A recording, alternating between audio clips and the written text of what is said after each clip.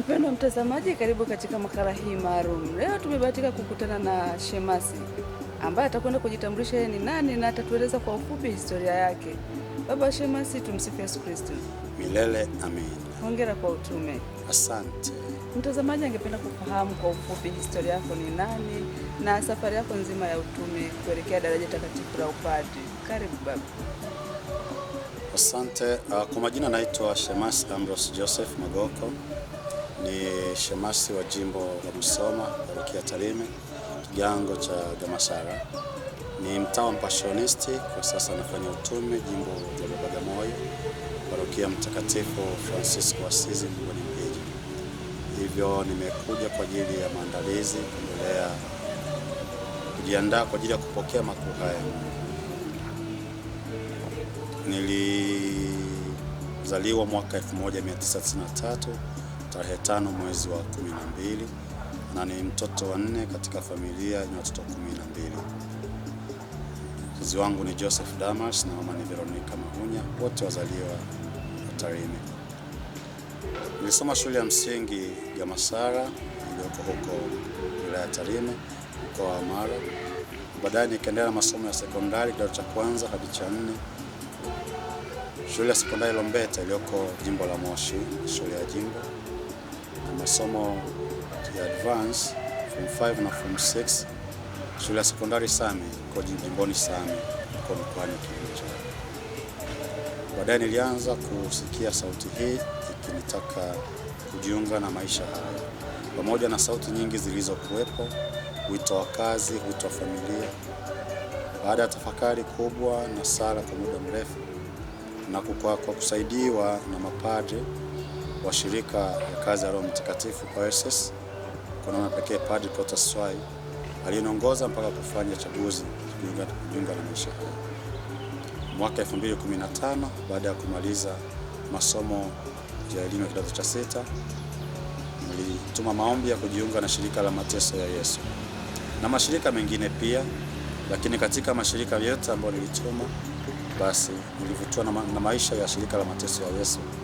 Na hivyo mwezi wa 9 tarehe 12 mwaka 2015 nilianza safari rasmi ya kujiunga seminari ndogo huko Veyula.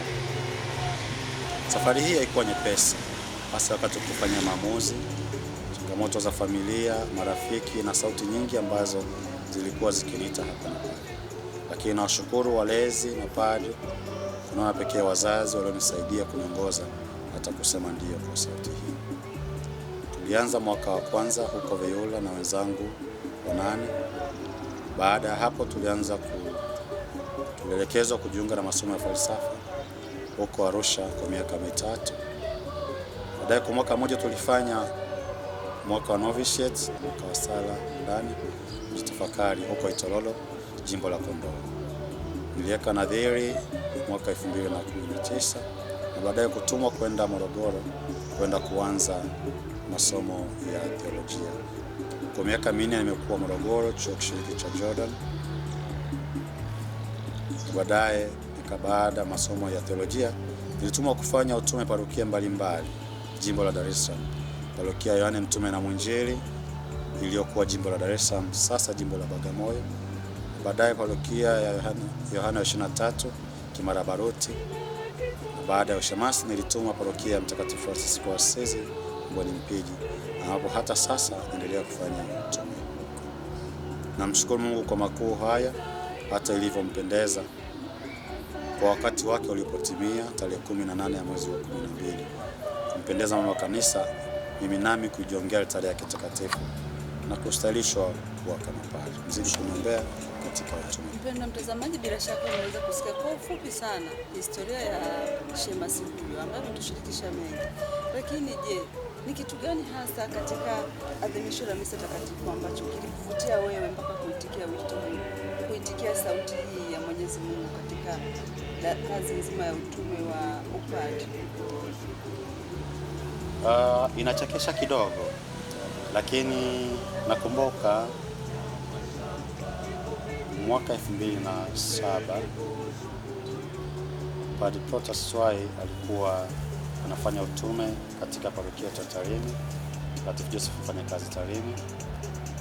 mimi nilikuwa Kigamboni, na hivyo nilikuwa napenda sana kutumikia, na baada ya kutumikia alikuwa akituchukua pamoja kwenda kwa nyumba mapadri kupata chakula cha pamoja. Kwa hiyo nilipendezwa kwanza kwa jinsi walikuwa wakiishi pamoja, wanakula pamoja, hata chakula kilikuwa kizuri. Ikanitamanisha kwamba na mimi pia napenda kula kama mapadri kwa namna. Lakini baada ya hapo tulianza kutembea katika vigango vingine Poto, Kiwamamba kwa wakati ule. Kwa hivyo nilikuwa natamani sana alivyokuwa akisali misa, kwanza kujiandaa mpaka kusali misa. Kwa bahati nzuri au mbaya, wakati nikiwa natumikia nilikuwa sina mavazi ya utumishi. Kwa hivyo nilikuwa nikienda tu na nguo ambazo nilikuwa nimevaa ndani, nikaa natumikia hadi. Basi yeye katika kutazama akaniambia, akaniuliza unatamani kuwa padri? Nikamwambia natamani sana. Ndipo alipoanza kufanya mchakato na kunishauri kuanza kutafuta seminari. Tulianza kutafuta shule ya sekondari nyingine. Kipindi hicho ulikuwa na umri wa miaka mingapi? Nilikuwa na umri wa miaka 16 wakati huo, lakini hata nikiwa mdogo wao nyumbani walikuwa, mimi naitwa Ambrose Joseph Magoko, lakini wengine ukija hata nyumbani ukiuliza jina la Ambrose Moses Salopati walikuwa wakiniita paroko, kwa sababu ya jinsi nilikuwa nikijitolea kanisani, dansi, kutumikia tangu nikiwa mtoto. Tumeelewa na masista wa shirika la Upendo wa Bikira Maria Ivrea, masista wa shirika la Bikira Maria Bikira la Yesu ambao wanajumuia pale kanisani. Kwa hivyo wamekuwa kitolea kwa namna hiyo, wakiacha kikundi walichokuwa kina jina la Mtakatifu Maria Goretti, msimamizi Maria Goretti, na walituita wanawito. Kwa hiyo kila mmoja alikuwa akijiunga na kikundi kile alitazamiwa kuwa kwamba anafuata njia fulani maisha ya kutumikia, kwa na mabinti na wavulana. Na mpaka sasa nakumbuka kwa kikundi kile cha Mtakatifu Maria Goretti kimetoa masista watatu ambao wamejiunga shirika la Ivrea, na tumepata brother mmoja ambaye amejiunga shirika la Montfort, na mimi ambaye nitampendeza Mungu kwa padri.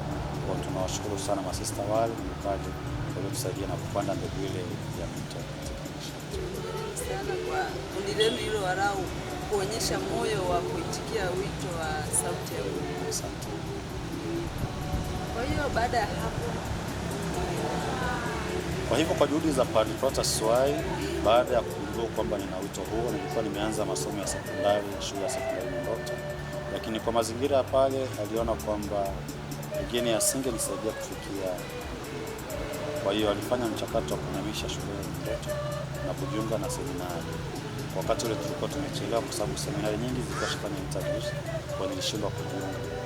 Kwa hivyo ilimpendeza na akaona kwamba kwa shule ya sekondari Lobeto iliyoko Moshi inayolelewa iliyoko chini ya jimbo na mapadri wa jimbo ingetusaidia kwa wakati huo.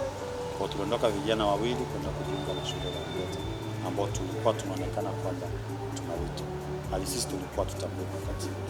Kwa tulijiunga hapo mimi na wenzangu Victor na Ndaro, lakini yuko kwenye maisha mengine, nao ni wito wa familia, nami basi nipendeza Mungu. Asante sana. Umezungumzia swala zima la wito katika maisha yako, kwamba kilichokuvutia zaidi ilikuwa ni mavazi yale ya kipadri. Ni mavazi gani hasa au ni kitu gani ambacho katika moyo wako unasema ninapokifanya wakati wa adhimisho la misa takatifu huwa ninaona kwamba ile kiu ya moyo wangu imetimia? Nilikuwa nikimwonea wivu sana padre na nikitamani sana wakati alikuwa kivaa chesi wakati waleta kasoro. Kwa hiyo alikuwa akivaa kwa tafakari kubwa sana, na wakati wa adhimisho la misa takatifu wanapenda sana wakati wa mageuzo. Nitatafakari sana pale mkate na divai unavyogeuzwa mwili na damu ya Yesu Kristo. Kwa hiyo ni nyakati ambazo huwa napenda na ni tamaa yangu nami nishiriki katika mambo ya kumleta Kristo kwa watu kwa njia ya Ekaristi Takatifu. Mbali na tendo lile la adhimisho la misa takatifu katika jamii, ni sehemu gani unayoipenda kuhudumia jamii? Kwa bahati nzuri, shirika letu la Mateso ya Yesu ambalo mwanzo nilikuwa silifahamu vizuri kabla ya kujiunga, lakini baada ya kujiunga nilimshukuru Mungu kwa sababu karama ile wanayoishi ndio yenyewe ambayo nilikuwa nikitamani kutumikia. Shirika hili lilianzishwa mwaka 1720 na Mtakatifu Paulo wa Msalaba aliyezaliwa mwaka 1694 kwa Roma. Na karama yetu ni kumtangaza Kristo msulubiwa kwa wanaoteseka sasa, kwa kumleta Kristo, kumtangaza Kristo kwa wanaosulubiwa sasa, kwa njia wanaoteseka, tukiishi maandiko matakatifu ya Injili ya Mathayo sura 25. Nilikuja kwako nikiwa uchi, sisi tuna kazi ya nilikuja kwako nikiwa na njaa, sisi tuna kazi ya kuishi. Nilikuja kwako nikiwa na kiu, sisi tunayo kazi ya kuonyesha pombe cha maji. Hivyo basi Kristo anaendelea kuteseka katika mazingira yetu, na furaha yangu ni kumhudumia Kristo anayeteseka katika mazingira, kwa wenye njaa, kwa wenye kiu, kwa waliofungwa, na kwa yote yule anayehitaji msaada. Hiyo ndio Kristo anateseka. Kwa hivyo kwa shirika la Mateso ya Yesu imenilea vizuri na imeendelea kuninyosha, kunipa roho hiyo ili niendelee kumhudumia Kristo anayeteseka katika mazingira kwa namna yoyote. Ni sala yangu kwamba ni mwaminifu katika kumhudumia Kristo anayehitaji msaada wangu katika mazingira sasa.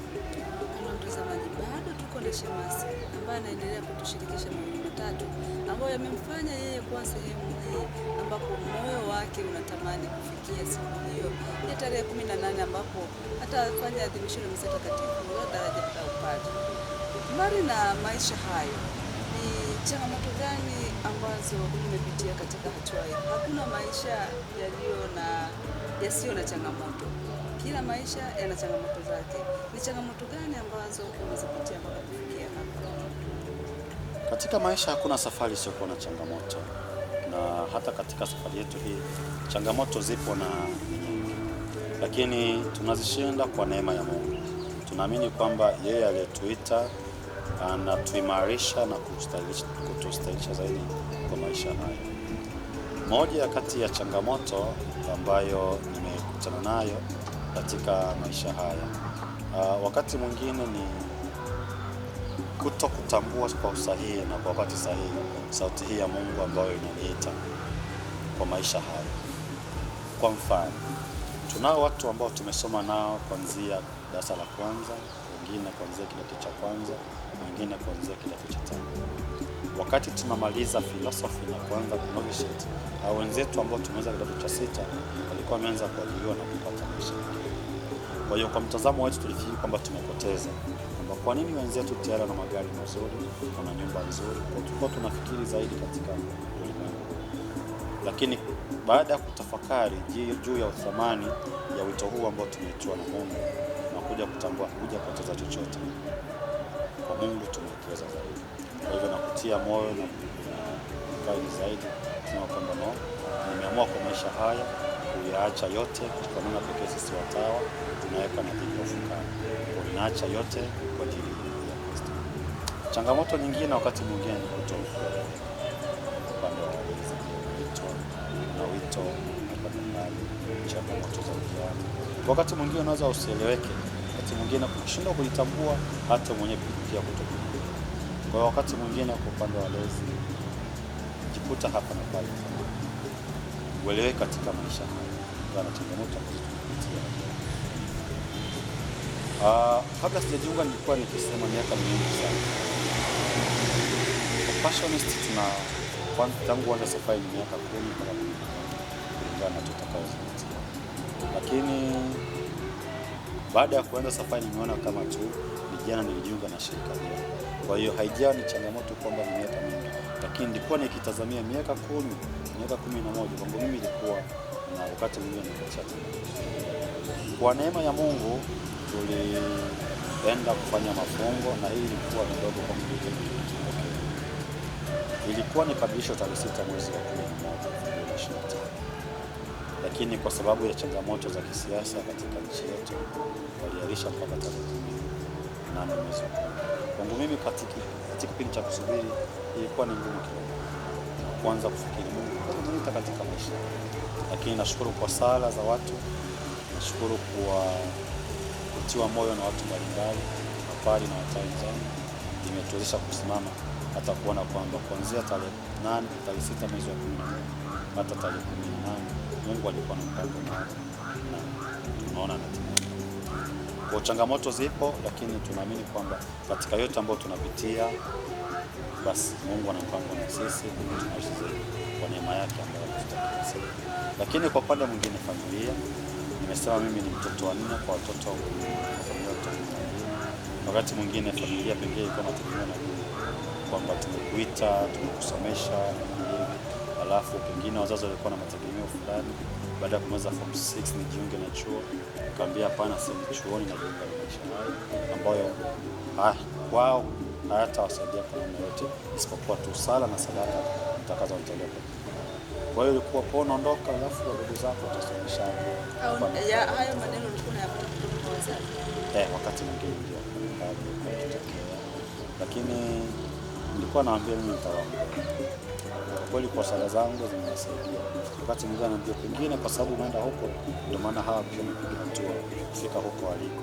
Kila mmoja sasa ana maisha yake na ni mazuri, na wengine pia walioko shuleni wanaendelea vizuri. Ndugu zako jamaa, shangazi kwenye mkoa? Natoka katika tamaduni ya Kikuyu. Kwa hiyo hapa na pale pengine ulikuwa ukienda nyumbani na kuuliza vipi jana wetu. Swala la kutokuoa sio rahisi kupokeleka. Kwa hiyo wakati mwingine wanafikiri pengine kuna shida gani mpaka ukimbia huko kaje bila mjukuu, takaje bila mke kwa tamaduni zetu. Lakini neema ya Mungu, kazi ya Mungu inashinda tamaduni. Kwa hiyo tumejiunga kwenye tamaduni mpya ambayo inashinda tamaduni za kibila. Kwa hiyo ilikuwa ni kazi kuelewesha, lakini sasa wanaanza kuelewa ni kitu gani. Kwa hiyo pale Gamasara kwa jamii ya Wasweta ndio padri wa kwanza atakayekuwa.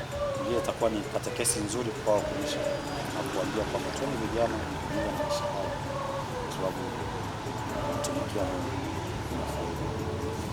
Mpendwa mtazamaji, asante kwa kuwa nasi tangu mwanzo wa makala yetu mpaka wakati huu. Bila shaka umejifunza mengi na umesikia mengi kutoka kwa Shemasi Magogo, lakini pia umeweza kufahamu ni changamoto gani alizozipitia, lakini bado akaendelea kusimama imara. Leo hii anaelekea kupokea daraja takatifu la upadri, na zaidi tuendelee kumwombea ili kiu ya moyo wake iweze kutimia. Hii ilikuwa ni sehemu ya kwanza ya makala yetu. Niliyekuletea mahojiano haya maalum ni mimi Veronica Modesti kutoka idara ya mawasiliano Jimbo Katoliki la Musoma. Asante, endelea kuwa nasi. Idara ya mawasiliano Jimbo Katoliki la Musoma, habari na uinjilishaji.